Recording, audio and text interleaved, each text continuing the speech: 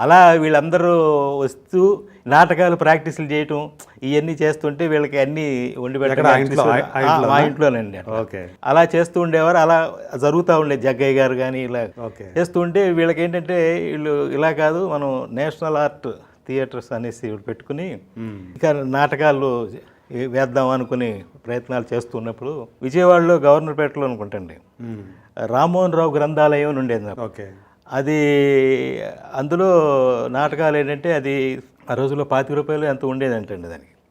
అదే అండి మా ఫాదర్ చెప్పినవన్నీ నేను చెప్తాను. అదే అప్పుడు వీళ్ళకి ఆసక్తి ఏంటంటే అసలు ప్లే చేయాలి, డబ్బులు సంపాదించాలని కాదు, వారికి ఉన్న ప్రతిభని జనానికి అంతే చేయాలనే ఒక ఉత్సాహం అనమాట. దాంతో నాటకాలు ఆడాలి ఆడాలండి.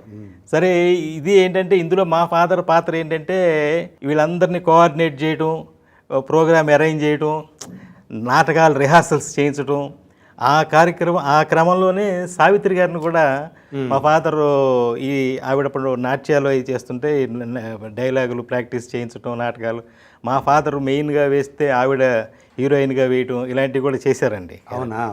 కరువు రోజులు, దారిని పోయే దానయ్య, పడవల రేవు ఇలా నాటకాలు చాలా ఆడారండి. రామారావు గారు కూడా ఒక క్యారెక్టర్ వేసేవారు. ఆయన మెయిన్ వేసినప్పుడు ఈయన ఏదో ఒక పిచ్చివాడి క్యారెక్టర్ లాగా ఇలా వేస్తుండేవారు.